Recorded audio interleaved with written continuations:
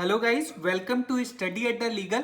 आज हम लोग भारतीय नागरिक सुरक्षा संहिता 2023 के अंतर्गत जो स्टेजेस ऑफ क्रिमिनल केसेस है, यानी अपराध घटित होने के से लेकर जजमेंट तक का क्या प्रोसीजर है, बीटीएस क्या है, बिहाइंड द सीन क्या होता है, इसको हम लोग समझेंगे। एकदम डिटेल में समझेंगे, बहुत अच्छे से समझेंगे। ये वीडियो बहुत फायदेमंद है अगर आप पुलिस ऑफिसर हैं, लॉ स्टूडेंट है, ठीक है, और या प्रैक्टिसिंग एडवोकेट है, तो आपको न्यू सेक्शन के अंतर्गत एक बार कंसेप्ट क्लियर हो जाएगा कि न्यू सेक्शन या फिर पुराने सेक्शन से हटके नए सेक्शन कहां कहां पे दिए गए हैं। इससे हम लोग डील करेंगे आज। तो अगर आप चैनल पे नए हैं तो चैनल को सब्सक्राइब कर दे, अपने दोस्तों के साथ जरूर शेयर करें, और वीडियो कैसा लग रहा ये जरूर कमेंट करें। आई होप 110% श्योर है कि ये वीडियो सभी के लिए फायदेमंद होगा, ठीक है, सभी को कुछ ना कुछ जरूर नॉलेज होगा। तो चलिए हम लोग वीडियो को स्टार्ट करते हैं। देखो, स्टेजेस ऑफ क्रिमिनल केसेस को हमने 10 भाग में 10 स्टेप में डिवाइड किए हैं कि किस किस प्रकार से केसेस चलेंगे और कहां तक final outcome of the case कब आएगा, इसको हम लोग डिस्कस करेंगे। विद सुप्रीम कोर्ट के कुछ रिसेंट लैंडमार्क जजमेंट को भी मैंने इसमें कोट कर दिया है, जो कि बहुत इंपॉर्टेंट है किसी केस के रिगार्डिंग, अगर आप देख रहे हैं तो चलिए वीडियो को स्टार्ट करते हैं। तो देखो, सबसे पहले कि किसी भी अपराध को घटित होने के लिए, यानी criminal case system, criminal justice system को आने के लिए, एग्जिस्टेंस में आने के लिए, पिक्चर में आने के लिए जो सबसे पहला जो स्टेप है वो है कोई घटना घटित होना। यानी जब तक कोई घटना घटित नहीं होगा यार, तो कैसे कोई क्रिमिनल जस्टिस सिस्टम पिक्चर में आएगा। तो पहला स्टेप है हमारा कमीशन ऑफ अ ऑफेंस, यानी कोई अपराध घटित हुआ हो। अगर हम लोग यहां पे एक एग्जांपल मान के चले कि एक अपराध क्या है कि इस गुमनाम व्यक्ति ने वाई नाम के व्यक्ति का मर्डर कर दिया, ठीक है, वाई नाम के व्यक्ति का मर्डर कर दिया। देखो, if an offence is committed then the criminal justice system came into picture, तभी कोई क्रिमिनल जस्टिस सिस्टम जो है पिक्चर में आएगी, ठीक है। फॉर दैट रीजन हम लोग को यह जानना होगा कि अपराध क्या है, ऑफेंस क्या है। ऑफेंस की परिभाषा कहां दी गई है? सेक्शन 2 सब क्लॉज 1 के क्यू में ऑफेंस की परिभाषा दी गई है। क्या कहता है? ऑफेंस मींस एनी एक्ट और omission made punishable by law for the time being in force, यानी कोई भी कार्य या ओमिशन अगर घटित होती है जो कि पनिशेबल बाय लॉ है, तो वो चीज अपराध की श्रेणी में आती है। यानी आप जो इसका मर्डर कर दिए तो ये एक अपराध की श्रेणी है, ये एक्ट जो है अपराध की श्रेणी में आती है, पनिशेबल बाय लॉ है। दैट इज ये एक ऑफेंस कमिट हो गई है, ठीक है। तो ऑफेंस को हम लोग अगर बीएनएसएस की बात करें तो ऑफेंस को हम लोग क्लासिफाई करते हैं 2 कैटेगरीज में, such as cognizable offence and non cognizable offence. Cognizable offence को हम लोग हिंदी में संज्ञेय अपराध कहते हैं, वहीं नॉन कॉग्निजेबल ऑफेंस को असंज्ञेय अपराध कहते हैं। इनमें क्या डिफरेंस है इसको हम लोग समझते हैं। कॉग्निजेबल ऑफेंस संज्ञेय अपराध, इसका यह अर्थ हुआ कि ये गंभीर अपराध है, ठीक है, ये क्या है? गंभीर अपराध है। वहीं असंज्ञेय अपराध ये छोटे मोटे अपराध हैं। कॉग्निजेबल ऑफेंस में पुलिस ऑफिसर के पास ये पावर होता है कि विदाउट द अरेस्ट वारंट किसी भी व्यक्ति को अरेस्ट कर सकती है। वहीं नॉन कॉग्निजेबल ऑफेंस में पुलिस ऑफिसर के पास ये पावर नहीं दी जा सकती है, that without the permission, prior permission of the magistrate आप किसी को अरेस्ट कर सकते हैं, या without the prior permission of the arrest warrant आप किसी को अरेस्ट नहीं कर सकते हैं विदाउट द वारंट, ठीक है। On the other hand cognizable offence में पुलिस ऑफिसर के पास ये पावर होती है कि आप बिना अरेस्ट वारंट के ही व्यक्ति को अरेस्ट कर सकते हैं। अरे फॉर एग्जांपल मान के चलो कहीं गोलीबारी चल रहा है, ठीक है, मर्डर वर्डर का सीन चल रहा है, पुलिस ऑफिसर वहां प्रेजेंट हो गया, तो वो क्या पहले मजिस्ट्रेट से परमिशन लेके जानेगा कि हुजूर इसका परमिशन दीजिए, वहां गोली चला रहा है, हम उसको अरेस्ट करें या नहीं? नहीं करेगा भाई। कॉग्निजेबल संज्ञेय अपराध है, उसमें डायरेक्ट पुलिस ऑफिसर उसको अरेस्ट करेगा, ठीक है। वही है, पुलिस ऑफिसर कॉग्निजेबल केसेस में क्या होता है कि without the permission of the magistrate ये इन्वेस्टिगेशन चालू कर सकते हैं। On the other hand non cognizable में ऐसे कोई चीज नहीं दी गई है उनको परमिशन लेना पड़ेगा। देखो इसकी परिभाषा सेक्शन 2(1) के जी में दी गई है और वहीं नॉन कॉग्निजेबल के 2(1) के ओ में दी गई है। पहले ये जो था सीआरपीसी के सी और एल में दिया गया था, कॉग्निजेबल सी में और नॉन कॉग्निजेबल एल में। अभी गो से याद करना, जी ओ, गो से, जी से कॉग्निजेबल, ओ से नॉन कॉग्निजेबल। ठीक है, तो जैसा ही कोई घटना घटित होती है, जैसा ही कोई घटना घटित होती है तो दूसरा जो स्टेप है हमारा वो क्या है, reporting of the that offence, की जो घटना घटित हुई है उसकी जानकारी हमको देना। किसको देना? पुलिस ऑफिसर को देना, कंपिटेंट अथॉरिटी को देना कि हाँ हुजूर इस तरह की घटना फलना फलना जगह पे फलना फलना व्यक्ति के द्वारा इतने व्यक्ति बुलेट उलेट चलाए हैं, गोलीबारी किए हैं, हार्श फायरिंग किए हैं, तो उसकी घटना की इंफॉर्मेशन जो है reporting of this offence given to क्या, पुलिस ऑफिसर। अब क्या है, information to police officer. Step 1 I hope समझ में आ गया होगा। स्टेप 2 अब हम लोग समझते हैं कि स्टेप 2 में क्या है। घटना घटित होने के बाद जो है इंफॉर्मेशन टू पुलिस ऑफिसर, ये है हमारा नेक्स्ट स्टेप। ठीक है, अपराध की जानकारी किस किस तरीके से दी जा सकती है।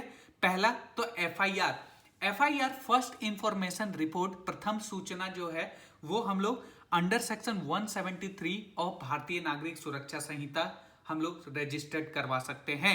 सीआरपीसी में 154 में इसकी धारा दी गई थी, प्रोविजन दी गई थी। अब क्या है, इंफॉर्मेशन टू कॉग्निजेबल केसेस, यानी एफआईआर कब हमेशा कहां लिखाई जाती है, कॉग्निजेबल केसेस में। ठीक है, यानी संज्ञ मामले में, गंभीर मामले में। अगर नॉन कॉग्निजेबल केसेस है तो under section 174 of BNSS police officer क्या करेगी, एनसीआर एक रजिस्टर होती है, ठीक है, उसमें आपकी जो मामला है उसको दर्ज करेगी और उसकी एक जो छाया प्रति है यानी जेरोक्स कॉपी है वो आपको देके तुरंत मैजिस्ट्रेट के समक्ष आपको भेज देगी कि हाँ आप मैजिस्ट्रेट के पास चले जाइए।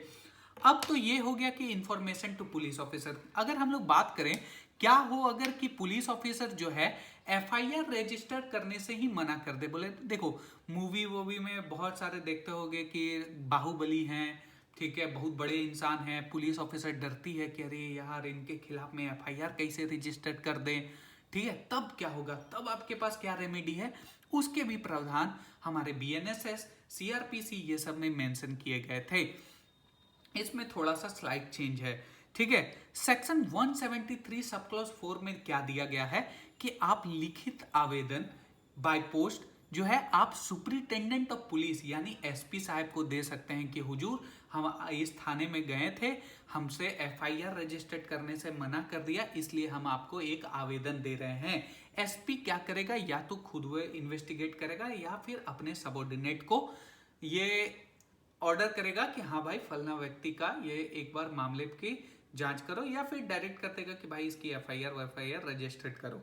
ठीक है, दूसरा क्या है, एन एप्लीकेशन बिफोर कोर्ट, यानी कोर्ट के समक्ष हम लोग एक पत्र देंगे, एप्लीकेशन देंगे, जिसको हम लोग कंप्लेंट केसेस भी, बहुत बोलचाल बहुत आम है कि complaint case to the magistrate, complaint to the magistrate under section 22223 यानी 223 ऑफ भारतीय नागरिक सुरक्षा संहिता। अब देखो फॉर दैट रीजन हम लोग को कंप्लेंट क्या है इसको भी समझना होगा। तो कंप्लेंट क्या है, कंप्लेंट मीन्स एक ऐसा एलिगेशन जो कि हम लोग लिखित या मौखिक रूप से मैजिस्ट्रेट के समक्ष देते हैं, चाहे उस व्यक्ति के बारे में वेदर वो हम लोग का नोन हो अननोन हो, लेकिन अगर वो कोई क्राइम कमिट किया हो, ऑफेंस कमिट किया हो, उसकी जानकारी हम लोग क्या देते हैं, मैजिस्ट्रेट साहब को देते हैं। देखो बहुत चर्चा में ये सेक्शन रहता था 156 का सब क्लॉज 3। अब उसी के इक्विवेलेंट कौन सा सेक्शन हो गया, 175 के सब क्लॉज 3 वो इक्विवेलेंट है। लेकिन देखो क्या था कि अगर हम लोग जनरल बात करें, एकदम आम बात करें, तो क्या होता था ना कि जो रेमेडी दिए गए थे कि भाई आप अगर कोई अपराध घटित हो रही है तो सबसे पहले आपको पुलिस ऑफिसर के पास जाना है, पुलिस ऑफिसर अगर एफआईआर रजिस्टर्ड करने से मना कर देती है तब आपको आना है एसपी साहब के पास, अगर एसपी साहब भी कोई एक्शन नहीं लेते हैं तब आप कंप्लेंट केस करिए। ठीक है, तो ये एक हायरार्की बोला था मेंटेन करने के लिए। लेकिन क्या था कि अगर आम प्रैक्टिस की बात करें, ठीक है, तो जो ये एफआईआर वाला भी नहीं जाते थे, कोई एसपी साहब को आवेदन भी नहीं देते थे, डायरेक्ट आ जाते थे कंप्लेंट केस में। ठीक है, यानी कोर्ट ये कहता था कि भाई आप डायरेक्ट क्यों आ जाते हैं, ठीक है, आप एफआईआर के पुलिस ऑफिसर के पास गए ही नहीं, एसपी साहब को आवेदन दिए ही नहीं, आप डायरेक्ट कंप्लेंट केस क्यों करेंगे? ठीक है, उससे रिलेटेड बहुत सारे जजमेंट केस लॉ थे, तो उसी चीज को ऐड कर दिया गया है कि अगर आपको कंप्लेंट केस करना है तो आपको एक एफिडेविट देना होगा आपके काउंसिल साहब को, वकील साहब को, कि हमने अपने सारे जो एग्जिस्टिंग जो केसेस हैं, यानी एफआईआर पुलिस ऑफिसर के पास गए, उन्होंने हमारा केस लेने से मना कर दिया, फिर हमने एसपी साहब को आवेदन दिया, उनने भी कोई एक्शन नहीं लिया, thereafter milord you are the my last resort, इसीलिए हमने कंप्लेंट केस किया, तो उसका एक एफिडेविट देना होगा आपको। ये 175 के सब क्लॉज 3 में दिया गया है। देखो इन फ्यूचर जो है हमको जहां तक लगता है 175 का सब क्लॉज 3 रेड विथ 173 के सब क्लॉज 4 के साथ ही पढ़ा जाएगा। ठीक है, दोनों क्लॉज इंपॉर्टेंट हो जाते हैं इस संदर्भ में। अब देखो इंफॉर्मेशन हम लोग ने पुलिस को जानकारी भी दे दी है अपराध के बारे में, अपराध भी घटित हो गया। अब जो है स्टेप 3 केम इनटू एग्जिस्टेंस। अब स्टेप 3 क्या है कि जैसे ही पुलिस ऑफिसर को अपराध की जानकारी मिल गई, अब पुलिस ऑफिसर क्या करेगा? पुलिस ऑफिसर जो है इन्वेस्टिगेशन चालू करेगा, यानी जांच पड़ताल चालू करेगा कि हाँ भाई ये घटना घटित हुई थी, कितने बजे हुई, कोई गवाह है, कोई विटनेस है, कोई आई विटनेस है, कितने लोग थे, अगर एक्यूज्ड है तो उसका एग्जामिनेशन होगा। तो ये सब चीज हमारा जो है नेक्स्ट स्टेप है, वो है स्टेप 3। स्टेप 3 में क्या है? तो पहले हम लोग को इन्वेस्टिगेशन समझना होगा कि इन्वेस्टिगेशन है क्या, क्या होता है इन्वेस्टिगेशन में। तो सेक्शन 2 सब क्लॉज 1 के एल में इन्वेस्टिगेशन दिया गया है। Investigation includes all the proceeding under this Samhita for the collection of evidence, यानी साक्ष्य को इकट्ठा करने के लिए की जाती है। Conducted by a police officer, किसी पुलिस ऑफिसर के द्वारा, या एनी अदर पर्सन, या कोई और भी व्यक्ति कर सकते हैं, लेकिन वो मैजिस्ट्रेट नहीं होना चाहिए। Who is authorized by the magistrate in this behalf, यानी मैजिस्ट्रेट साहब किसी को ऑथराइज करेंगे कि हाँ भाई जाइए आप इन्वेस्टिगेट कीजिए इस केस को, ठीक है, लेकिन वो मैजिस्ट्रेट नहीं होना चाहिए। अब क्या है कि हम लोग इन्वेस्टिगेशन में क्या देखें कि कलेक्शन ऑफ एविडेंस। देखो कलेक्शन ऑफ एविडेंस हम लोग करेंगे, यानी साक्ष्य को हम लोग इकट्ठा, सबूत को जमा करेंगे कि इस अपराध के जो है क्या क्या सबूत हैं। दूसरा स्पॉट वेरिफिकेशन करेंगे। ये देख रहे हो तुम फोटो, तो ऐसा मूवी में देखते होगे ना कि अपराध जहां पे हुआ है वहां पुलिस ऑफिसर पहुंच के फेंसिंग वेंसिंग कर देता है कि हाँ भाई यहाँ पे आप नहीं आ सकते हैं, यहाँ पे अभी जांच पड़ताल चल रही है, फोरेंसिक चल रहा है, ठीक है। उसके बाद examination of witness under section 180, ठीक है, एग्जामिनेशन ऑफ विटनेस हम लोग करते हैं under section 180। Statement of witness, ठीक है, स्टेटमेंट ऑफ विटनेस को रिकॉर्ड करते हैं, इंट्रोगेशन करते हैं, ठीक है, इंट्रोगेशन वगैरह करते हैं। अब देखो कि ड्यूरिंग इन्वेस्टिगेशन अगर पुलिस ऑफिसर को लगता है कि किसी व्यक्ति को अरेस्ट करना चाहिए तो अरेस्ट कर सकती है। अब देखो यहाँ पे मैंने ना 2 केस मेंशन किया है, ये बहुत इंपॉर्टेंट केस लॉ है, ठीक है। ये मतलब कि हम चाहेंगे तो एक सेपरेट वीडियो ये दोनों केस लॉ पे बना देंगे, ठीक है। ये केस लॉ एक बार पूरा पढ़ना, ठीक है। Arnesh Kumar versus state of Bihar और Satyender Kumar Antil versus central bureau of investigation 2022, ये केस लॉ मैं आप लोग पे छोड़ रहा हूं। एक बार इस केस लॉ को पूरा रीड करना, बहुत इंपॉर्टेंट केस हो जाता है, ठीक है। अब देखो अरेस्ट का यहाँ पे क्या है कि अरेस्ट 2 तरीके से हो सकती है। पहला तो विथ वारंट, यानी जो वारंट है आपके पास अरेस्ट करने का, पुलिस ऑफिसर के पास ये वारंट है कि फलाना व्यक्ति को आप अरेस्ट कर सकते हैं, तो आप अरेस्ट कर सकते हैं। दूसरा अरेस्ट विदाउट वारंट, यानी बिना वारंट के भी अरेस्ट कर सकते हैं। तो बिना वारंट के कब अरेस्ट कर सकते हैं उसका प्रोविजन जो है वो सेक्शन 35 में दिया गया है। 10 तो है सिप सोडर, हम एक ट्रिक बताए थे 10 को याद करने के लिए, सिप सोडर, ठीक है, वो एक बार वीडियो देख लेना। व्हेन पुलिस ऑफिसर में अरेस्ट विदाउट वारंट, तो ये वाला हो गया अंडर सेक्शन 35। और चैप्टर 6 के पार्ट बी में दिया है कि वारंट के थ्रू कब अरेस्ट किया जा सकता है। देखो यहां नोट याद करो कि देखो जब अगर पुलिस ऑफिसर किसी व्यक्ति को अरेस्ट करती है बेलेबल ऑफेंस में, ठीक है, तो पुलिस ऑफिसर के पास भी ये पावर है कि वो उसको बेल दे सकती है, ठीक है। अंडर सेक्शन 478 है, उससे एक बेल बॉन्ड भरवाएगी और उसको बेल दे देगी, ठीक है, उसको हम लोग पुलिस बेल कहते हैं, पुलिस बेल। लेकिन आज के प्रैक्टिस में लोग जो है सेक्शन 41 के sub clause A under CrPC, अभी तो सेक्शन 35 का सब क्लॉज 3 हो गया, और पुलिस बेल, ये दोनों को एक समझ लेते हैं। तो पुलिस बेल अलग है भाई, ठीक है। पुलिस बेल जो है वो अंडर सेक्शन 478 जो है पुलिस ऑफिसर बेलेबल ऑफेंस में बेल बॉन्ड भरा के पुलिस को, वो अपराधी को जो भी है उसको छोड़ देती है कि हाँ भाई तुम ऑपरेट करना, during the proceeding, during the investigation तुम ऑपरेट करना। अगर नॉन बेलेबल ऑफेंस है, अगर पुलिस ऑफिसर किसी व्यक्ति को नॉन बेलेबल ऑफेंस में गिरफ्तार करती है, तो पुलिस ऑफिसर गिरफ्तार करने के बाद सेक्शन 58 में इसकी दिया गया है प्रोविजन कि गिरफ्तार व्यक्ति को produce before the magistrate within 24 hour, जो इसके पास जुरिडिक्शन है ट्राई सच केसेस, यानी गिरफ्तार किए व्यक्ति को 24 घंटे के अंतर्गत।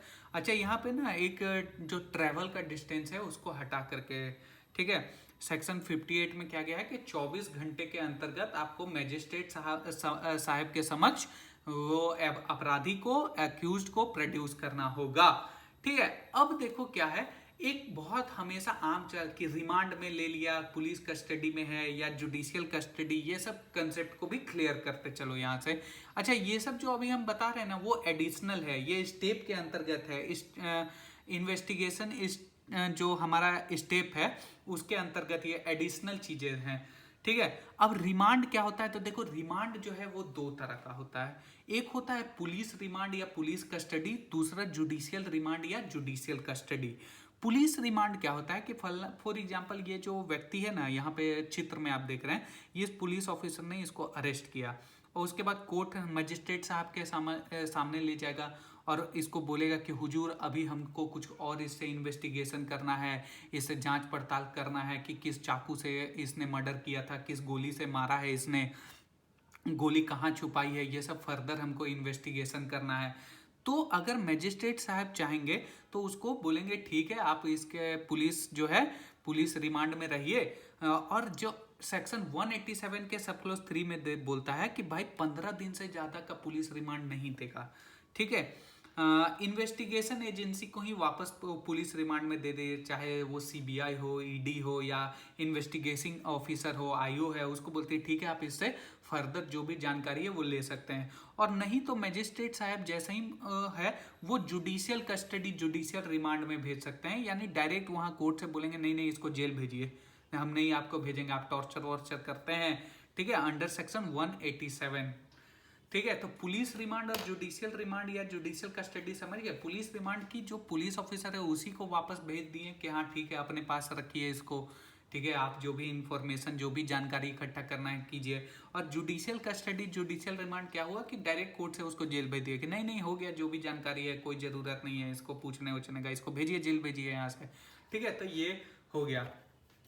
अब क्या है, एक सेक्शन याद रखना, सेक्शन 232, ये कमिटमेंट वाला सेक्शन है, बहुत इंपॉर्टेंट है, ठीक है। कमिटमेंट वाले सेक्शन में क्या होता है कि commitment of the case of the court of session when offence is triable exclusively by it, when in a case instituted on a police report or otherwise the accused appears or brought before the magistrate, it appears to the magistrate that the offense is tribal exclusively by the court of session। अगर police officer किसी को accused को present करता है किसी case में और magistrate साहब को लगता है कि अरे ये तो मेरे द्वारा ट्राइबल नहीं है, ठीक है, इसको कोर्ट ऑफ सेशन में भेजा जाए, ठीक है, तो वो अंडर सेक्शन 232 वो कोर्ट ऑफ सेशन को जो है वो भेज देगा कि ये जो मेरा है एक्ससीडिंग द पावर ऑफ, जो भी है मजिस्ट्रेट साहब के पावर से एक्सीड कर रहा है, इसलिए इसको कोर्ट ऑफ सेशन में हम भेज रहे फॉर ट्राइबल के लिए।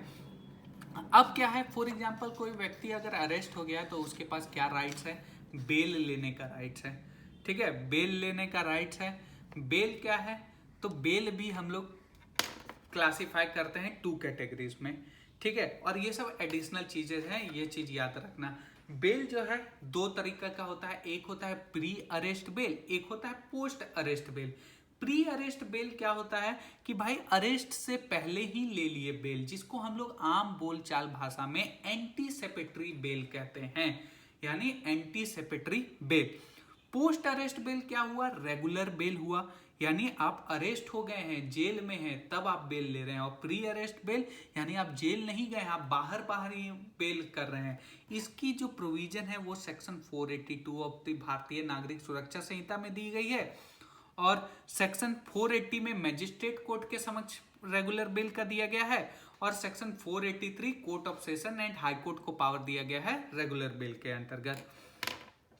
अगर क्या है, इफ द कंप्लेनेंट और द विक्टिम चाहे तो उसके बेल के खिलाफ ऑब्जेक्ट भी कर सकता है कि हुजूर इसको बेल नहीं दिया जाए।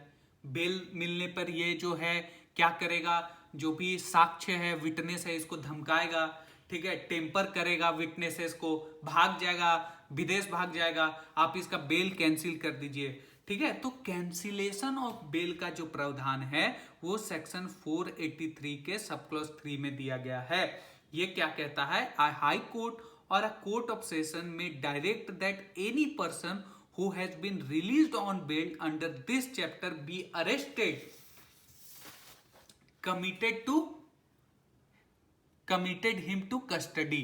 यानी इस सेक्शन के अंतर्गत ये पावर दिया गया है कि भाई अगर कोई वैलिड रीजन है तो बेल कैंसिल भी किया जा सकता है। अंडर सेक्शन 483 सब क्लॉज 3 में ये पावर है। अब देखो, कैंसिलेशन ऑफ बेल से दो केस लॉ बहुत इंपॉर्टेंट हो जाते हैं। अगर कभी भी वकालत करो, अगर बेल वेल कैंसिल करना है तो ये दो केस लो हमेशा याद रखना। रघुवीर वर्सेस स्टेट ऑफ बिहार, ये उसका साइटेशन है, देख लेना, स्क्रीनशॉट ले लियो, ठीक है। Daulat Ram versus state of Haryana, ये जो दो केस लो है इसमें जो है ना 7 पॉइंट्स दिए गए हैं, 7 मेजर पॉइंट्स कि आप बेल कैंसिल करते समय कैंसिलेशन ऑफ बेल का क्या ग्राउंड्स हो सकता है। तो ये 7 ग्राउंड्स दिए गए हैं कि अगर वो भागने का है या टेम्पर कर सकता है विटनेस को, तो ये सब बेसिस बना के आप कैंसिल कर सकते हैं किसी व्यक्ति का बेल। तो ये तो अभी था एडिशनल चीजें, ये सब हम लोग इन्वेस्टिगेशन में पढ़े। पहला स्टेप क्या पढ़े हम लोग कि कोई अपराध घटित हुआ है। दूसरा स्टेप क्या पढ़े कि उस अपराध की जानकारी पुलिस ऑफिसर को दी गई है। तीसरा स्टेप क्या पढ़े, पुलिस ऑफिसर इन्वेस्टिगेशन कर रहा था। तो अब क्या है कि भाई इन्वेस्टिगेशन कभी तो कंप्लीट होगा, ठीक है। इन्वेस्टिगेशन ऐसा थोड़ी है कि चलते ही रहेगा, चलता ही रहेगा। अब क्या हुआ, फोर्थ स्टेप है आफ्टर कंप्लीशन ऑफ इन्वेस्टिगेशन, यानी इन्वेस्टिगेशन कंप्लीट यहां तक हो गया। अब इन्वेस्टिगेशन कंप्लीशन के बाद क्या स्टेप है वो देखो। Upon completion of the investigation police officer आयो will submit a final form police report under section 193 subclause 3 before the competent court। यानी completion after the completion of the investigation जो police officer है या IO है, investigating officer, वो क्या है, एक फाइनल फॉर्म जिसको पुलिस रिपोर्ट कहते हैं अंडर सेक्शन 193 सब क्लॉज 3 के तहत कंपिटेंट कोर्ट के समक्ष वो प्रस्तुत करेगा। अब देखो, वो पुलिस रिपोर्ट जो है अंडर सेक्शन 193 सब क्लॉज 3, इसमें दो चीज हो सकता है। क्या दो चीज हो सकता है, पुलिस ऑफिसर इन्वेस्टिगेशन किया, इन्वेस्टिगेशन के दौरान उसको ये लगता है कि अरे भाई ये तो कोई ग्राउंड ही नहीं बनता है, ये तो केस नहीं बन रहा है, कोई सफिशिएंट ग्राउंड ही नहीं है कि हम आगे बढ़ सकें। तो पुलिस ऑफिसर क्या प्रोड्यूस करेगा, क्लोजर रिपोर्ट प्रोड्यूस करेगा, ठीक है। और अगर कोई ग्राउंड बनता है आफ्टर इन्वेस्टिगेशन, पुलिस को ये सफिशिएंट ग्राउंड लगता है कि नहीं नहीं ये तो केस बन रहा है, ठीक है, तो पुलिस ऑफिसर जो है चार्जशीट सबमिट करेगा, ठीक है। अब समझ में आया कि पुलिस रिपोर्ट जो है, जो आफ्टर कंप्लीशन ऑफ इन्वेस्टिगेशन, जो स्टेप 4 है हमारा, कि पुलिस ऑफिसर जो है वो पुलिस रिपोर्ट सबमिट करेगा। पुलिस रिपोर्ट सबमिट करेगा कहाँ, कोर्ट में, कोर्ट में सबमिट करेगा, कोर्ट में सबमिट करेगा, ठीक है। अच्छा, जो इन्वेस्टिगेशन तक था वो बाहर बाहर काम हो रहा था, बाहर बाहर काम करे तो यानी जो अपराध घटित हुआ वो भी बाहर हुआ, जो एफआईआर लिखा गया वो भी बाहर हुआ, इन्वेस्टिगेशन जो हुआ वो भी बाहर हुआ। अब जो है ये अंदर हो रहा है, कोर्ट के अंदर का ये सब काम अब स्टार्ट हो गया, ठीक है। कोर्ट के अंदर का ये सब काम है कि पुलिस रिपोर्ट सबमिट किया, तो पुलिस क्या सबमिट किया कि हाँ there is a sufficient ground to initiate, जो भी फर्दर प्रोसीडिंग इनिशिएट करना चाहिए, तो पुलिस ऑफिसर चार्जशीट सबमिट करेगा। और if the police officer after investigation does not find any sufficient ground और एविडेंस अगेंस्ट द एक्यूज्ड, तो पुलिस ऑफिसर क्या करेगा, एक क्लोजर रिपोर्ट सबमिट करेगा कि हुजूर ये तो कोई ग्राउंड नहीं बन रहा, ये क्लोजर रिपोर्ट करते हैं। देखो अब क्या है, अगर क्लोजर रिपोर्ट सबमिट कर देती है पुलिस ऑफिसर कि कोई ग्राउंड ही नहीं बन रहा है, तो जो विक्टिम है, ठीक है, जो एग्रीव्ड पार्टी है, ठीक है, वो क्या कर सकती है, तो एक प्रोटेस्ट पिटीशन दायर कर सकती है कि ये तो इन्वेस्टिगेशन ही अच्छे से नहीं किए हैं, ठीक है, तो ये प्रोटेस्ट पिटीशन दायर किया जा सकता है।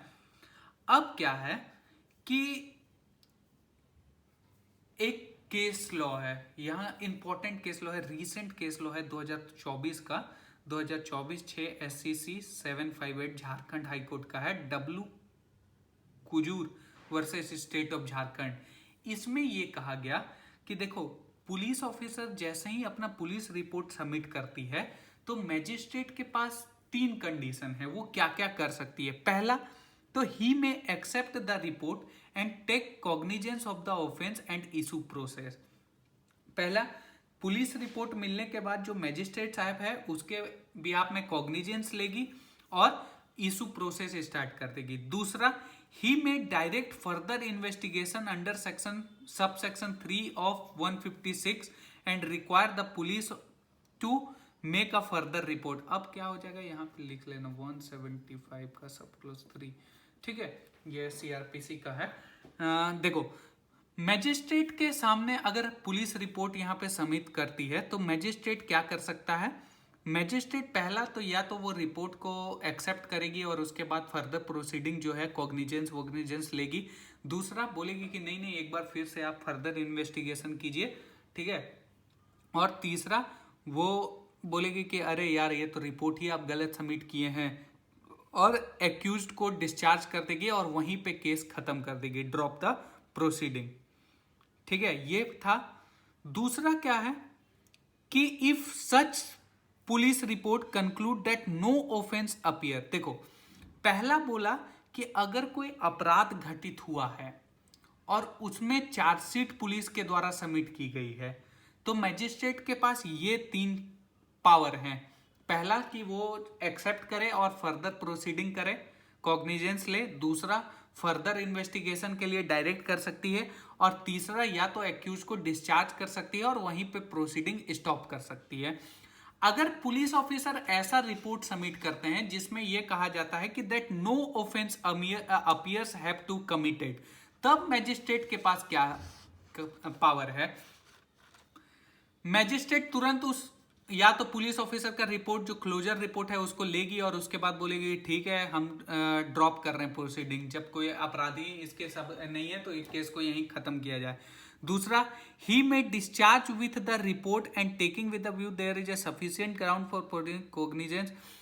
देखो डिस्चार्ज कर सकती है, sufficient ground for the proceeding है, कॉग्निजेंस लेके इशू ऑफ प्रोसेस कर सकती है, या फिर वही फर्दर इन्वेस्टिगेशन के लिए डायरेक्ट कर सकती है कि भाई फर्दर आप इन्वेस्टिगेट कीजिए, आप कैसा इन्वेस्टिगेट किए हैं, कुछ सबूत मिला नहीं है, ठीक है, तो इस ये चीज कर सकती है।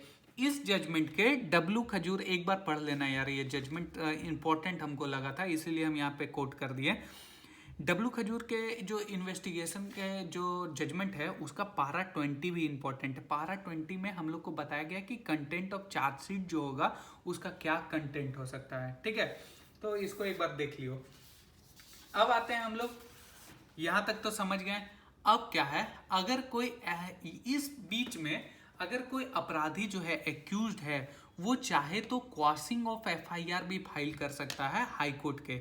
ये जो है अंडर सेक्शन 528 जो कि inherent power of the high court के बारे में बात करता है, इसमें आप quashing of FIR he file कर सकते हैं। कि यहाँ पे क्या होता है, क्वाशिंग ऑफ FIR में आपका जो FIR है उसी को निरस्त कर दिया जाता है कि अरे ये तो FIR ही गलत है, ठीक है, इसको निरस्त कर दिया जाए। ये inherent power of the high court के अंतर्गत आता है। इससे रिलेटेड देखो जो इंपॉर्टेंट केस लॉ है ये हमेशा याद रखना, Niharika infrastructure private limited versus state of Maharashtra, ये बहुत इंपॉर्टेंट केस है। RP Kapoor versus state of Punjab और स्टेट ऑफ हरियाणा वर्सेस भजन लाल, ये 3 केसेस तो क्वाशिंग ऑफ FIR के लिए एकदम ब्रह्मास्त्र है, याद रखना।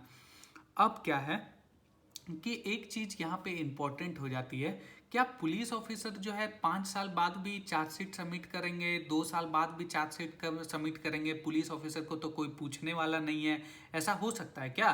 तो नहीं भाई, पुलिस ऑफिसर को ये कहा गया है कि आप सर जो है वो 2 कैटेगरी में बांटा गया है। अगर कोई गंभीर अपराध है जिसका जो ऑफेंस है वो punishable with death, imprisonment for life या 10 साल से अधिक वाले सजा वाले जो अपराध हैं, उसकी इन्वेस्टिगेशन की चार्जशीट जो है पुलिस ऑफिसर को 90 दिन के अंतर्गत सबमिट करनी है।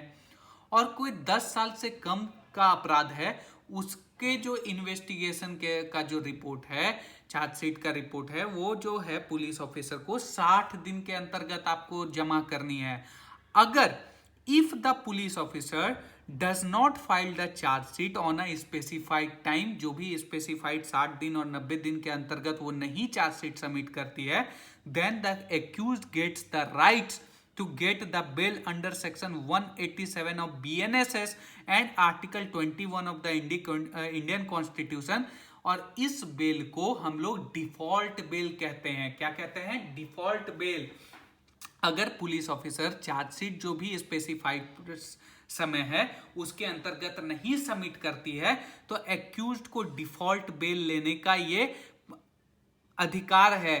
लेकिन रिसेंट अगर हम सुप्रीम कोर्ट के जजमेंट के बारे में बात करें तो उसमें यह मेंशन किया है कि mere not submission of the chargesheet by the police officer within a specified time that does not means that the accuse get the right to get a default bail. कि आप भाई कि अगर police officer chargesheet submit नहीं करती है तो ये नहीं है कि एक्यूज का ये राइट हो जाता है कि डिफॉल्ट बेल आप ले लें, लेकिन मोस्ट ऑफ द केसेस में ये मिल जाती है, डिफॉल्ट बेल मिल जाती है। तो ये याद रखना है यहाँ पे। तो स्टेप हमारा 4 भी कंप्लीट हो गया। आफ्टर कंप्लीशन ऑफ इन्वेस्टिगेशन हम लोग ने पुलिस रिपोर्ट सबमिट कर दी। पुलिस रिपोर्ट में हम लोग क्या देखे कि अगर कोई ग्राउंड बनता है तो हम लोग चार्जशीट जमा करेंगे, कोई ग्राउंड नहीं बनता है तो क्लोजर रिपोर्ट जमा करेंगे और क्लोजर रिपोर्ट के खिलाफ में प्रोटेस्ट पिटीशन डाल सकते हैं। अब जो है हमारा स्टेप 5 यहाँ पे आता है। स्टेप 5 क्या कहता है कि कॉग्निजेंस अब लेंगे। जुडिशियल मजिस्ट्रेट साहब क्या करेंगे? कॉग्निजेंस लेंगे, जिसको हिंदी में हम लोग बोलते हैं संज्ञान ले लिए, संज्ञान। अब ये इस स्टेज में क्या होता है, मजिस्ट्रेट साहब जो क्या होते हैं, जो साक्ष्य हैं, साक्ष्य की क्या करते हैं, परिकल्पना करते हैं, उसका जो देखते हैं कि हाँ भाई साक्ष्य है। देखो कॉग्निजेंस का सिंपल अगर अर्थ निकाले तो एप्लीकेशन ऑफ जुडिशियल माइंड होता है। अंडर सेक्शन 210 में दिया गया है, सीआरपीसी के 190 में था। जुडिशियल माइंड अप्लाई करती है मजिस्ट्रेट साहब, ठीक है। अब क्या है, based upon the complaint, police report और the information, judicial officer magistrate applies his judicial mind to evidences available on record and examine whether there is a exist sufficient material to take further next step in the proceeding। अब क्या है, magistrate साहब जो है वो या तो FIR, police report या कंप्लेंट के या फिर सो मोटो भी है, ठीक है। मजिस्ट्रेट साहब जो भी एविडेंस साक्ष्य मौजूद हैं उस साक्ष्य को एग्जामिन करती है और देखती है कि क्या सफिशिएंट मटेरियल मौजूद है कि फर्दर हम लोग नेक्स्ट स्टेप में प्रोसीड कर सकें। देखो कंप्लेंट केसेस में अगर बात करें तो कंप्लेंट केस में क्या है कि अगर कंप्लेंट केस है तो मजिस्ट्रेट क्या होता है, या तो पुलिस ऑफिसर को बोलती है कि रजिस्टर्ड करे एफआईआर और फिर उस प्रोसीजर के थ्रू गुजरे, और नहीं तो मजिस्ट्रेट खुद इंक्वायरी करके कॉग्निजेंस ले सकती है, ठीक है, और एग्जामिनेशन करती है। और अगर no sufficient ground for the complaint तो वो क्या करती है, डिसमिस कर सकती है अंडर सेक्शन 226, ठीक है, कि कोई सफिशिएंट ग्राउंड नहीं है तो कंप्लेंट जो है वो डिसमिस करने का पावर है मजिस्ट्रेट को। और अगर सफिशिएंट ग्राउंड है तो मजिस्ट्रेट क्या है, इशू ऑफ प्रोसेस स्टार्ट कर सकती है अंडर सेक्शन 227। उसके बाद समन और वारंट इशू करेगी, उस एक्यूज्ड के खिलाफ में पहले समन करेगी, नहीं आएगा तो वारंट इशू करेगी, फिर उसके बाद जो फर्दर होगा। कंप्लेंट केस में यही होता है कि कंप्लेंट केस जो है मजिस्ट्रेट जो है वो डिसमिस कर सकती है अंडर 226 में। और अगर जो है मजिस्ट्रेट को सफिशिएंट ग्राउंड मिलता है कि फर्दर प्रोसीड करने के लिए, तो वो issue of process under section 227 वो इशू कर सकती है, और उसके बाद उसी के खिलाफ समन फिर वारंट ऐसा करके इशू कर सकती है। ठीक है, तो कॉग्निजेंस क्या है स्टेप 5 की, भाई जो मैजिस्ट्रेट साहब है वो जुडिशियल माइंड जो है वो अप्लाई करेंगे अपना। अब आता है स्टेप 6। स्टेप 6 में क्या है, फ्रेमिंग ऑफ चार्ज। स्टेप 6 क्या है, फ्रेमिंग ऑफ चार्ज। अब मैजिस्ट्रेट साहब जो है चार्ज फ्रेम करेंगे कि हाँ भाई चार्ज इस तरह के। अब देखो यहाँ पे कंसेप्ट बहुत जरूरी है समझना, फ्रेमिंग ऑफ चार्ज में क्या होता है। Framing of charge under section under chapter 18 of भारतीय नागरिक सुरक्षा संहिता में दिया गया है framing of charge frame. If the section imposed bye the police, देखो फ्रेमिंग ऑफ चार्ज में ये हमेशा याद रखना कि अगर जो पुलिस ऑफिसर के द्वारा सेक्शन इम्पोज किए गए हैं, ठीक है, कि भाई ये तो 307 भी है, 302 भी है, कल्पेबल होमिसाइड मर्डर भी है, फल्ला फल्ला 1000 सेक्शन लगा देता है पुलिस ऑफिसर, ठीक है। तो फ्रेमिंग ऑफ चार्ज के समय में अगर मैजिस्ट्रेट साहब को लगेगा कि जो पुलिस ऑफिसर के द्वारा जो चार्ज लगाए गए हैं एक्यूज्ड के खिलाफ वो सही नहीं है या गलत हैं, तो पुलिस जो मैजिस्ट्रेट साहब हैं वो क्या कर सकते हैं, न्यू सेक्शन भी डाल सकते हैं या फिर अल्टरेशन कर सकते हैं उस सेक्शन में अंडर, और ये चीज दिया गया है under section 239 and 244 of BNSS. बहुत सारे केस अगर कोई प्रैक्टिस करते होंगे एडवोकेट तो ये देखते होंगे कि फ्रेमिंग ऑफ चार्ज के समय में एफआईआर किसी और सेक्शन में रजिस्टर्ड हुआ है और चार्ज किसी और सेक्शन में भी कभी कभी हो जाता है, फ्रेम हो जाता है, ठीक है। तो वो यहीं पे होता है इसी स्टेज में कि मैजिस्ट्रेट साहब को लगता है अरे ये सेक्शन कैसे लगा दिए आप, ये सेक्शन तो बनता नहीं है, किडनैपिंग कैसे लगेगा, किडनैपिंग तो माइनर का होता है, आपको एब्डक्शन का लगाना चाहिए, ठीक है, मेजर का एब्डक्शन होता है, माइनर का किडनैपिंग होता है, ठीक है, तो गलत है। तो ये पावर भी है अंडर सेक्शन 239 244 की करेक्शन कर सकते हैं या impose new section. After the charge in frame the court asks, देखो चार्ज फ्रेम हो जाने के बाद जो कोर्ट जो है वो एक्यूज्ड को बोलते हैं, मूवी में देखते हो गए, बोलता है कि हाँ जी अब बताइए कि प्लीड गिल्टी, आप दोस्त आप जो आपके ऊपर जो आरोप लगा हुआ है आप उसको क्या करते हैं, मानते हैं। तो देखो यहाँ पे एक्यूज्ड के पास दो चीज हो जाता है, अगर बोलेगा कि प्लीड गिल्टी, अगर आप बोलेगा ना, ऐसे कोर्ट में नहीं पूछता है कि हाँ जी बताइए आपके ऊपर जो ये आरोप लगे हुए हैं, ठीक है, आप क्या इसको मानते हैं, आप पे सही आरोप लगा हुआ है, वो बोलेगा जी हुजूर हमसे ये अपराध हो गया। जैसे ही वो प्लीड गिल्टी कर लिया कि हाँ हुजूर ये अपराध मेरे से हो गया है, ठीक है, वैसे ही वहीं पे जजमेंट वजमेंट होगा, ठीक है, और उसको जो भी सेंटेंस वेंटेंस देना है वहीं पे देगा। अगर प्लीड गिल्टी से डिनाई करता है कि नहीं हुजूर हमने ये सब अपराध नहीं किए हैं, ठीक है, तो फर्दर ट्रायल कमेंस हो जाएगा कि ठीक है भैया अब ट्रायल चलेगी आपकी, ठीक है। अब देखो यहाँ पे एक चीज याद रखना है, हमारा जो बीएनएसएस है और सीआरपीसी इसमें एक प्रोविजन था प्ली बार्गेनिंग का। प्ली बार्गेनिंग जो ऐड किया गया था 2006 में, ठीक है। प्ली बार्गेनिंग में क्या होता है कि हम लोग जो चार्जेस या सेंटेंस है उस पे बार्गेन करते हैं कि हुजूर, प्ली मतलब कि ये हो गया, और बार्गेन का मतलब क्या हुआ कि मांगना जो भी है, कि हम क्षमा मांगते हैं कि हमसे ये अपराध हो गया, ये मेरे कुछ सजा जो है उसको कम कर दी जाए, प्ली बार्गेनिंग। देखो इंडिया में जो होता है बार्गेन जो होता है ना, प्ली बार्गेन, वो दो तरह का होता है, ये कंसेप्ट हमेशा याद रखना। एक होता है सेंटेंस बार्गेन और एक होता है चार्ज बार्गेन। सेंटेंस बार्गेन क्या होता है कि फॉर एग्जाम्पल 10 साल की सजा हुई, हम लोग बोल रहे हैं कि हुजूर 1/4 माफ कर दी जाए, ठीक है, तो ये हो गया सेंटेंस बार्गेन कि जो फलना सजा हुई थी उसमें हम लोग माफी मांग रहे हैं उसके।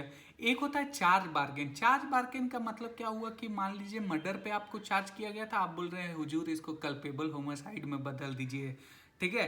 तो इंडिया में सिर्फ सेंटेंस बार्गिंग होता है, चार्ज बार्गिंग इंडिया में नहीं होता, ये इंग्लिश लॉ में होता है, ठीक है।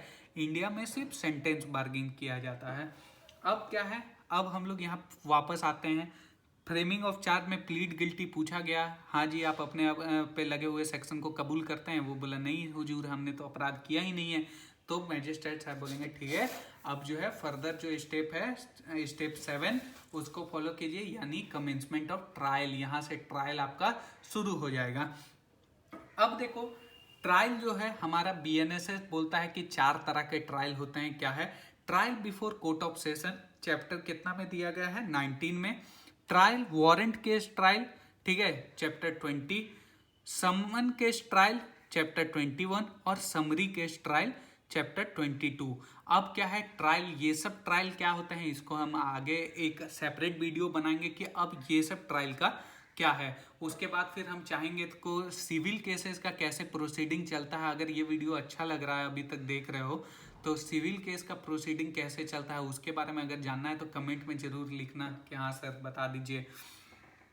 अब क्या होता है कि ट्रायल के दौरान जो होता है, जो विटनेसेस होता है उसको टेस्टिफाई किया जाता है। देखो भारतीय साक्ष्य अधिनियम के सेक्शन 142, भारतीय साक्ष्य अधिनियम 2023 के सेक्शन 142 में ये बताया गया है कि जो विटनेस है उसका पहले एग्जामिनेशन इन चीफ होता है, फिर क्रॉस एग्जामिनेशन होता है, फिर री एग्जामिनेशन होता है। ठीक है, आप लोग लीडिंग क्वेश्चन समझते हैं? लीडिंग क्वेश्चन क्या होता है? लीडिंग क्वेश्चन नहीं पूछा जाता है ड्यूरिंग क्या बोलते हैं ट्रायल के समय में। लीडिंग क्वेश्चन क्या होता है कि फॉर एग्जाम्पल कोई वकील साहब है, वो हमसे पूछ रहे हैं क्या आपका नाम राम है? तो देखो ऐसा क्वेश्चन जिसमें आंसर छुपा हुआ हो। ठीक है, मेरा नाम राम है, ये हम जान ही रहे हैं, तो अब क्वेश्चन में ही आंसर है क्या आपका नाम राम है? बोले हाँ हुजूर मेरा नाम राम है, तो ये लीडिंग क्वेश्चन हुआ। ये नहीं पूछ सकते भाई कि आप बुलेट से जो है कार 98 जो है 9mm के पिस्टल से आपने उसके छाती के दाईं ओर मारा था, ऐसा क्वेश्चन पूछ सकते हैं? नहीं पूछ सकते हैं भाई। ठीक है, लीडिंग क्वेश्चन नहीं पूछ सकते हैं। देखो अब क्या है, ये examination in chief, cross examination, re examination. Trial कितने तरह के होते हैं? 4 तरह के होते हैं। Trial before court of session, warrant trial, summons trial और समरी ट्रायल। ये समझ गए। उसके बाद भारतीय साक्ष्य अधिनियम के सेक्शन 142 के तहत क्या होता है? एग्जामिनेशन इन चीफ होता है, क्रॉस एग्जामिनेशन होता है, फिर री एग्जामिनेशन होता है। कुछ और इसका हम लोग समझ लेते हैं concept. As per the list of witness given in the chargesheet by the police. अब ये जो है हम लोग किसको टेस्टिफाई करेंगे? तो जो भी विटनेसेस के लिस्ट दिए गए हैं पुलिस ऑफिसर के द्वारा चार्जशीट में, उसको हम लोग गवाह के रूप में लेके आएंगे, उसका हम लोग गवाही करवाएंगे। ठीक है, the witness on the behalf of prosecution witness side. देखो जो विटनेस विक्टिम साइड के होते हैं, प्रोसिक्यूशन साइड के विटनेस गवाह, उसको हम लोग प्रोसिक्यूशन विटनेस कहते हैं, पीडब्ल्यू। नॉर्मल सिविल कोड में बोलता है हाँ जी पीडब्ल्यू को पेश करे, यानी प्रोसिक्यूशन विटनेस को पेश किया जाए। ये क्या होते हैं? विक्टिम साइड के तरफ के होते हैं। और जो डिफेंस काउंसिल के तरफ से जो विटनेस होते हैं डिफेंडेंट के साइड के, उसको हम लोग कहते हैं डीडब्ल्यू, डिफेंस विटनेस। ये समझ में आ गया। First there is a testimony of victim complainant. अब देखो क्या होता है कि पहला क्या गवाही जो स्टेज होता है वो पहले विक्टिम साइड का गवाही दिया जाता है। ठीक है, विक्टिम साइड का गवाही होता है। Then the testimony of public witness, यानी कोई पब्लिक विटनेस है उसका गवाही होगा। फिर कोई आई विटनेस है उसका गवाही होगा। उसके बाद पुलिस का होगा, डॉक्टर का होगा, या एफएसएल वाले फोरेंसिक लैब वाले हैं उनका होगा। फिर डिफेंडेंट का, डिफेंस विटनेस का जो होगा, और आईओ का भी होता है, इन्वेस्टिगेटिंग ऑफिसर का भी गवाही ववाही होता है। तो ये एक स्टेप है कि भाई डिफेंस का पहले विटनेस नहीं होगा। ठीक है, ट्रायल के समय डिफेंस का जो है टेस्टिमनी पहले नहीं होगा। पहले क्या होगा? विक्टिम साइड का होगा। उसके बाद फिर जो भी आई विटनेस है, वहां पे मौजूदा पब्लिक विटनेस है, या फिर पुलिस ऑफिसर हैं, डॉक्टर हैं, फोरेंसिक लैब है, आईओ है, उसके बाद। तो ये एक प्रोसीजर है, तरीका है इन्वेस्टिगेटिंग। देखो ये फोटो वोटो देखो, एक तरफ डिफेंस काउंसिल है, एक तरफ क्या बोलते हैं पीडब्ल्यू है, हमारे प्रोसिक्यूशन जो विटनेस है ये हैं। तो एक एक करके जो भी एक गवाह हुआ होगा। फोटो से तुम लोग को अच्छे से, आप लोग को अच्छे से समझ में आता है, इसमें मैं फोटो भी डाल दिया। अच्छा, इसका पीडीएफ चाहिए होगा तो भाई मैं व्हाट्सएप नंबर दिए गए हैं, ठीक है, और इसमें भी डाल दूंगा डिस्क्रिप्शन में, मैसेज कर देना, पीडीएफ भेज देंगे। ठीक है, अब क्या है, जैसे ही हमारा ट्रायल कंक्लूड होता है तो हमारा केस क्या होता है, फाइनल आर्ग्यूमेंट पे जाता है। फाइनल आर्ग्यूमेंट बहुत सारे मूवी में देखे होंगे, अंतिम दिन का बहस।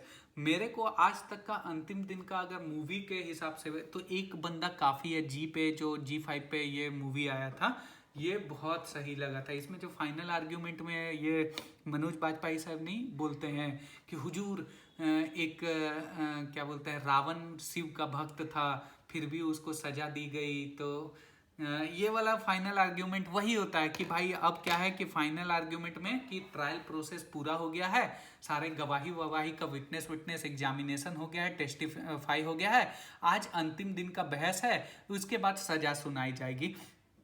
तो जो प्रोसिक्यूशन जो काउंसिल है और डिफेंस काउंसिल है, ये अपना last submission before the court रखते हैं। After the testimony of both the parties, victim as well as the accused, the case under section 352 of BNSS goes into final argument, and both the advocates of the both parties present their and arguments in the support of their case before the court.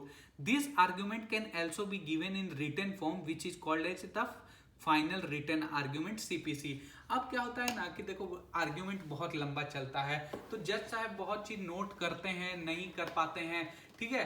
तो CPC में ये प्रावधान भी दिए गए हैं कि आप रिटन आर्ग्यूमेंट भी अपना सबमिट कर सकते हैं, ठीक है। रिटन आर्ग्यूमेंट क्या होता है कि ये रिकॉर्ड पे चढ़ जाता है, ठीक है। रिटन आर्ग्यूमेंट का एक फायदा ये है कि आप रिकॉर्ड पे ये आपका चढ़ जाएगा, ठीक है। CPC में इसके प्रावधान दिए गए हैं कि आपने जो भी बहस किया है, आपका जो भी सबमिशन है बिफोर द कोर्ट, ये सब चीज आप मेंशन कर सकते हैं और एक कॉपी जो है वो कोर्ट को दे सकते हैं। तो फाइनल आर्ग्यूमेंट में यही होता है अंडर सेक्शन 352 की लास्ट बहस होता है। यहाँ पे वकील साहब अपना जोड़ तोड़ लगा देते हैं कि हुजूर ये मामला है इस तरह का। अब क्या है फाइनल, अब आया अंतिम, यही रात अंतिम, यही रात भारी वाला जो रामायण सीरियल वाला है ना, यहाँ पे होता है। अब आता है जजमेंट।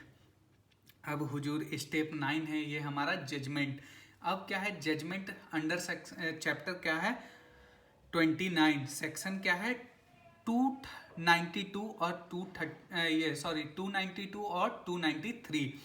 देखो जजमेंट दो तरीके से हो सकते हैं, यानी पूरी की पूरी ट्रायल हो चुकी, ठीक है। एक बार फिर से रिकॉल करते हैं, ऑफेंस घटना घटित हो गई, उसकी जानकारी स्टेप 2 पुलिस ऑफिसर को दी गई, स्टेप 3 पुलिस ऑफिसर ने इन्वेस्टिगेशन किया, स्टेप 4 इन्वेस्टिगेशन करने के बाद चार्जशीट पुलिस रिपोर्ट सबमिट किया, उसके बाद मजिस्ट्रेट ने कॉग्निजेंस लिया, स्टेप 5, ठीक है। उसके बाद स्टेप 6 में फ्रेमिंग ऑफ चार्ज हुआ, स्टेप 7 ट्रायल कमेंस हुआ, ट्रायल के बाद स्टेप 7 जो 8 है वो हमारा फाइनल आर्ग्यूमेंट हुआ, और स्टेप 9 अब जजमेंट पे आ गए हैं।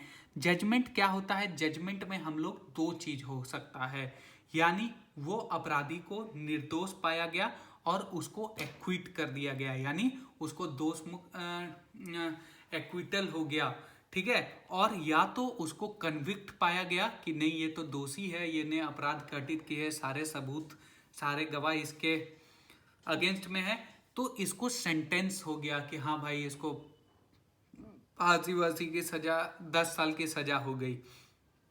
चाहे कन्विक्शन हुआ हो चाहे एक्विटल हुआ हो, ठीक है। अब जो स्टेप 10 है हमारा, वो है कि इन दोनों के बिहाफ में आप अपील कर सकते हैं, ठीक है। एक्विटल हुआ है तो अपील कौन करेगा, एक्विटल हुआ है तो अपील करेगा भाई जो विक्टिम है कि भैया आप ये तो गलत हुआ है हमारे साथ, ये तो दोषी है, कैसे आप एक्विटल कर सकते हैं। या कन्विक्शन हुआ है तो भी अपील की जा सकती है।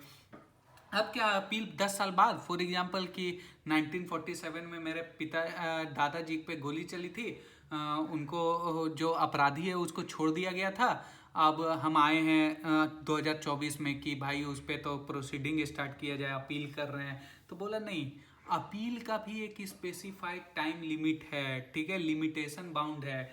और लिमिटेशन एक्ट के सेक्शन 115 133 में ये चीज मेंशन है, 60 दिन और 90 दिन है अलग अलग केसेस में, आप इसको एक बार देख लेना, ठीक है।